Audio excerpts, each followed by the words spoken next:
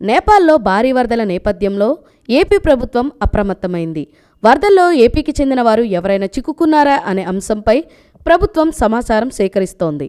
విపత్తులో చిక్కుకున్న రాష్ట్రవాసులను గుర్తించి సురక్షిత ప్రాంతాలకు తరలించేందుకు అవసరమైన చర్యలు చేపట్టాలని ముఖ్యమంత్రి చంద్రబాబు అధికారులను ఆదేశించారు. ఈ విషయంలో కేంద్ర ప్రభుత్వంతో సమన్వయం చేసుకోవాలని సూచించారు. అలాగే ఆర్టీసీ నుంచి పరిస్థితిని నిరంతరం పర్యవేక్షించాలని, బాధిత యాత్రికులకు సహాయ సహకారాలు అందించాలని సీఎం ఆదేశించారు. చూస్తూనే ఉండండి జేటీవీ న్యూస్, జనం కోసం జగతి కోసం.